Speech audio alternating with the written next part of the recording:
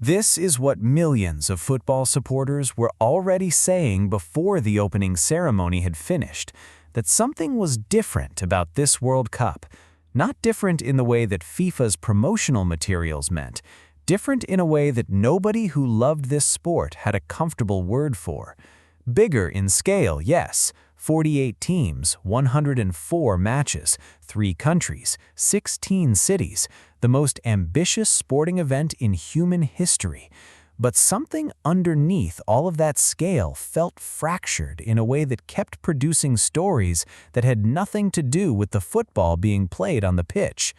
By the time the final is contested in East Rutherford on the 19th of July, this tournament will have produced 7 formal complaints from national federations, 4 state attorneys general investigations, an active FBI inquiry into the sport's most commercially successful national association, a refereeing controversy that reached the post-match press conference of a World Cup winning manager in his final tournament, a water bottle ban reversed under public pressure, a ticket pricing system described by a state attorney general as a gauntlet of confusion and fake scarcity, and a record-breaking prize fund distributed to football associations whose governance the same tournament's host nation was simultaneously investigating for money laundering.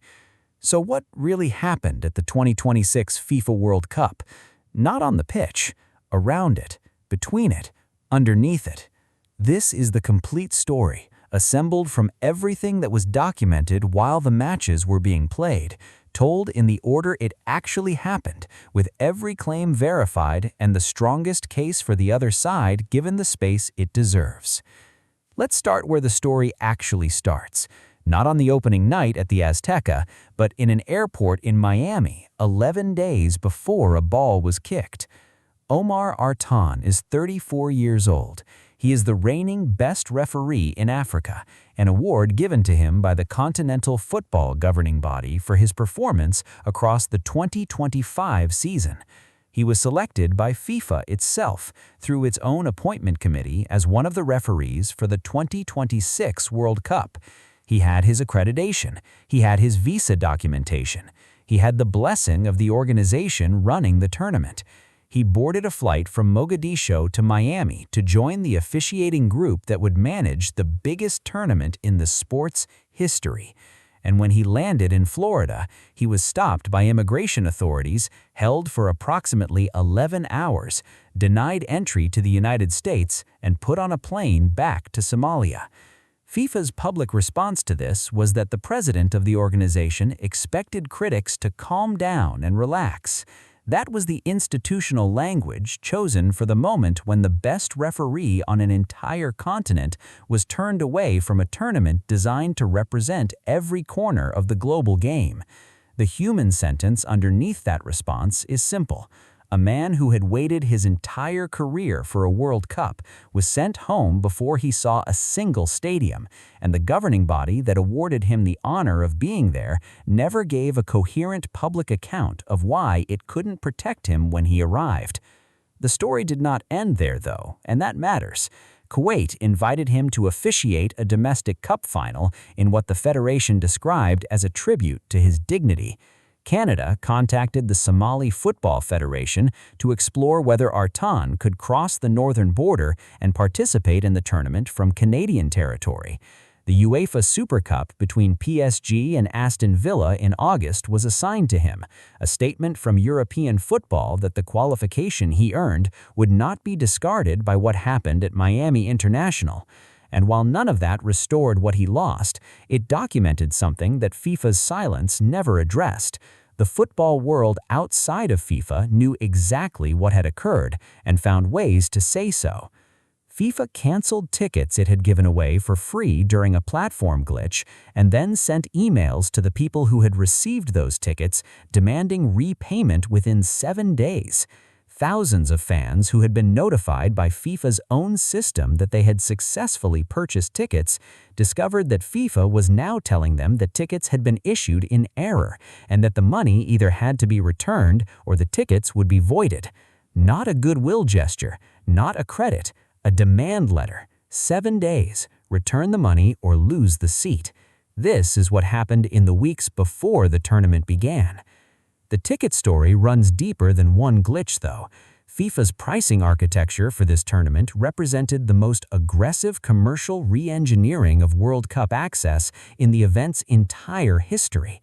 Between October 2025 and April 2026, prices across more than 90 of the tournament's 104 matches rose an average of 34%. In April, after many fans had already committed to purchases, FIFA introduced a new layer of seating zones within each existing tier, assigning the most desirable seats to later buyers at higher prices, while pushing early buyers to less desirable locations, sometimes behind the goals, sometimes far from the field, without clear notification. By the cheapest standard ticket for the final had reached $5,785. The most expensive, listed on FIFA's own resale platform, hit $30,000 and above. Paul Marshall, who has attended 3 consecutive World Cups, said prices were 8 times higher than what he had paid before when he looked at the final tickets. A family in Alabama named the Malugani family planned for 2 years to take 4 children to see their first World Cup and discovered they could not afford to get inside any stadium. The Attorneys General of New York and New Jersey jointly subpoenaed FIFA in late May, demanding internal documents about its pricing and seat assignment practices. The New Jersey Attorney General described the system as a gauntlet of confusion, fake scarcity, and impossibly high prices.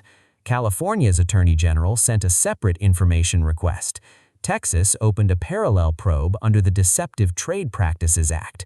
4 separate states were simultaneously investigating the commercial architecture of the same tournament, whose president was telling journalists that the organization was simply adapting to the North American market. Before the tournament started, reports indicated approximately 180,000 unsold tickets. During the group stage, Dallas alone was estimated to have around 350,000 unsold seats across its full match schedule. On the 2nd of June, FIFA quietly updated its Stadium Code of Conduct to remove a clause that had previously allowed fans to bring transparent, reusable bottles of up to 1 liter into its 16 North American venues. The update added this sentence: "For the avoidance of doubt, reusable water bottles may not be brought into the stadium."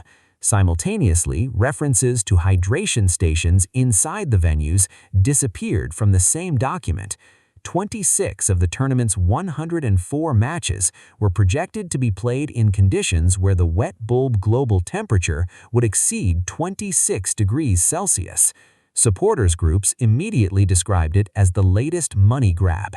Fan organizations across multiple countries published open letters. Politicians across all 3 host nations added their voices. FIFA's explanation cited safety concerns about objects being thrown. The reversal came on the 5th of June. Fans would be permitted 1 factory-sealed disposable plastic bottle of 20 ounces at venues in the United States and Canada. Reusable bottles remained banned. The governing body that had promoted this as its most sustainable tournament yet was now mandating single-use plastic as the price of admission hydration. The human consequence of that math across 5 million attending supporters is that millions of plastic bottles entered the tournament's footprint that a different decision would have prevented. And then the football began, and a different set of stories started. The Switzerland versus Qatar match in the group stage produced a VAR penalty review where no replays of the actual incident were shown to the crowd or broadcast viewers before the decision was confirmed.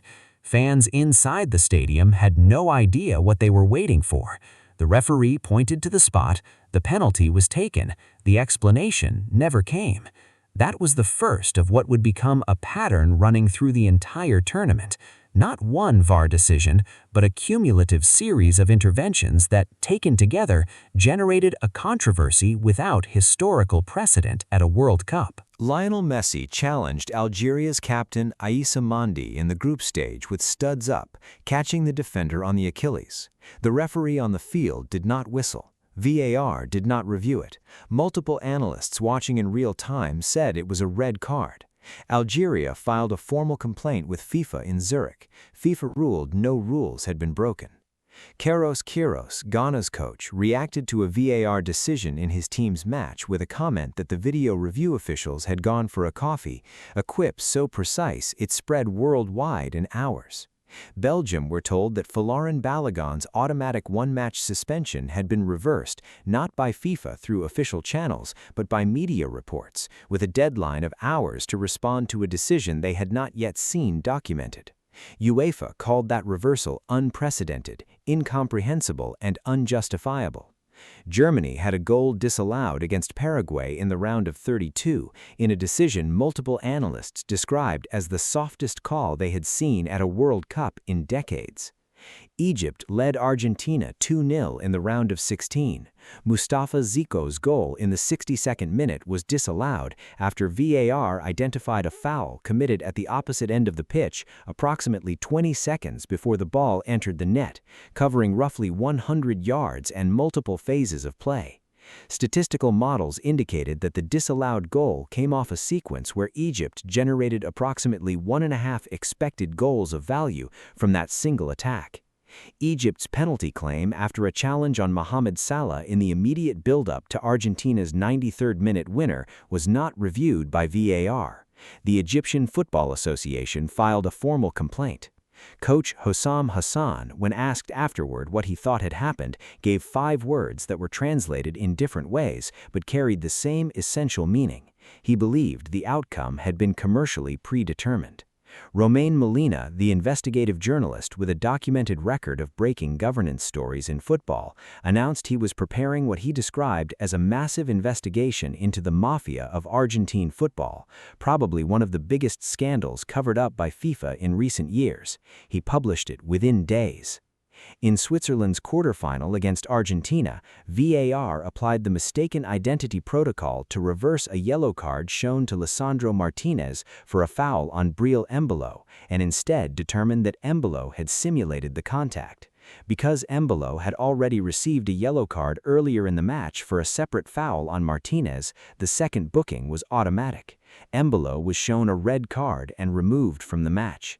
Switzerland played the remaining 35 minutes of regulation and 30 minutes of extra time with 10 men. Coach Murat Yakin said he had not known the rule existed before that match. Remo Freuler called it a disaster. Granit Xhaka said such decisions could kill a game. Matthew Akanji said it was difficult to swallow. Gary Neville, watching from the studio, described VAR across this tournament as operating like a dictatorship. In the semi-final, France's last goal in a World Cup under Didier Deschamps was disallowed not in itself, but the sequence of the match turned on a penalty when Lamine Yamal's elbow touched the ball before Lucas Digne's boot connected with his torso.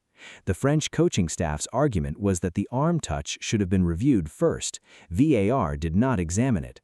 Deschamps sat in his final major press conference as a World Cup winning manager, looked at the journalists in front of him and asked whether tonight's referee had the level required to officiate a World Cup semifinal. He said he was not going to answer the question himself. He didn't need to. This isn't the first time. Remember the Arton deportation. Remember the Belgium complaint. Remember Algeria. Remember Egypt. Remember Switzerland. Remember Deschamps. Here now is the strongest possible case for FIFA's defense because it deserves 3 full paragraphs of honest presentation before it is examined. FIFA generated revenues across this tournament that are projected to exceed $11 billion, a record that will be reinvested, the organization states, with 90% returning to the development of football globally. The prize fund distributed to participating associations was the largest in the history of the sport. Record single-day attendance, 281,000 fans across multiple simultaneous matches, was set during the group stage. The football itself, from Scotland's first World Cup win in 28 years, to Cape Verde drawing with Spain, to Qatar earning their first ever World Cup point in the 94th minute of a group stage match, was frequently extraordinary. Many individual VAR decisions that generated controversy were, under a strict technical reading of the protocols as written, defensible. Ivan Barton's penalty award in the semifinal involved clear contact in the box on an attacking player. The Embolo red card was a correct application of a rule that exists for legitimate reasons. The ticket pricing, while aggressive, operated within a model where FIFA publicly stated it was adapting to North American commercial norms. That is the strongest case available. Here is where it fails. Revenue of $11 billion is not the same as fairness of process. Technical correctness applied consistently in one direction while declining to apply the same standard in the other direction of the same pitch is not consistency, it is selective enforcement. Record single-day attendance does not address 350,000 unsold tickets in Dallas or hotel occupancy declines of 13% in Atlanta, 15% in Seattle, and 25% in Vancouver during the same weeks the matches were being played. And the formal complaint process, which 7 nations used, which produced documented written responses from Belgium detailing exactly what information they were denied and on what timeline, is not an abstract dissatisfaction with refereeing decisions. It is a legal and institutional record of what happened when those nations tried to use the channels FIFA provided to seek accountability. Every single one of those complaints was received. None of them produced a substantive public response from the governing body that received them. 7 nations who filed formal complaints were all eliminated from the tournament: Algeria, Belgium, Ecuador, Egypt, Ghana, Iran, and Switzerland. Every single one. Whether that is coincidence, quality differential, or something else is a question this documentary cannot answer with certainty. But it is a question that will be asked in rooms with more authority than a YouTube channel when this tournament's documentation is assembled for review. This is the sentence that this entire story has been building toward for 30 minutes. FIFA built the most profitable World Cup in history by charging fans prices they couldn't afford, staging matches in cities that didn't fill their hotels, removing bottles of water from stadiums in summer heat, and then asking the nations who complained to trust a process that never answered them. The FBI is investigating more than $300 million that moved through the American banking system via a Florida company with no prior football experience, a company founded 9 days before Argentina won the 2022 World Cup, a company that received a 30% commission on all of the Argentine Football Association's international commercial revenue, a company that investigative journalist Romain Molina described as central to one of the biggest FIFA scandals in recent years. The Argentine Football Association denies wrongdoing. No charges have been filed. The investigation is in preliminary stages. These are the facts as they currently stand. The moments that made the football worth watching were real and numerous and should not be buried under the weight of everything else. Raúl Jiménez scoring for Mexico against Argentina in the round of 16 and turning to the sky in a gesture of tribute that needed no translation. Scotland winning a World Cup match in 28 years with a stadium in a state of ecstatic disbelief. Qatar playing in their first away World Cup, scoring in the 94th minute to earn a point against Switzerland and celebrating with the raw, uncontainable joy of people who had never experienced that feeling before. The Democratic Republic of Congo reaching the knockout stage 52 years after their last World Cup appearance. Cape Verde, a nation of 500,000 people, holding Spain, the second-ranked team in the world, to a scoreless draw in their first ever World Cup match. Morocco eliminating the Netherlands. Canada winning their first ever home World Cup match. The Azteca on opening night, with 80,000 Mexicans making a sound that the concrete of that stadium had waited 12 years to hear again. The Zocalo in Mexico City, free for 39 consecutive days, hosting the football world in one of the most extraordinary urban sporting environments the planet has ever produced. The football was real. The players were extraordinary. The moments were historic. And all of that is true simultaneously with everything else this documentary has documented. The two things coexist in the same tournament because that is the nature of football at this scale. The sport is always bigger than the institution running it. The players are always more compelling than the governance surrounding them. The goals are always more vivid than the press conferences about the goals. But the institution doesn't get to take credit only for the football without accounting for everything that surrounded it. The fan who couldn't afford a ticket didn't get to see the goal. The referee who was turned away at the airport didn't get to award the penalty. The federation that filed a formal complaint and received silence in return didn't get the explanation that the process promised them. The 4 state attorneys general investigations are ongoing, not paused, not resolved, still open. 4 separate state law enforcement bodies are still demanding internal documents from FIFA about how it sold tickets to this tournament and whether consumers were misled about what they were purchasing and where they would be seating. That process will continue after the final whistle on July 19th. FIFA's commercial practices at this tournament will continue to be examined by legal authorities with subpoena power long after the trophy has been handed over. Romain Molina's full investigation into the AFA and FIFA's relationship to the AFA has been published. The response from the organizations named in it, including FIFA's public position on the allegations within it, is still emerging. The 72 European Parliament members who wrote demanding accountability from FIFA's governing bodies have not yet received a substantive institutional response to their letter. The FBI's preliminary inquiry has not been closed and has not produced charges. And Egypt's formal complaint to FIFA, the one that named Letexier and his crew, the one that called explicitly for the removal of the officiating team from the tournament, was never answered in writing by the governing body that received it.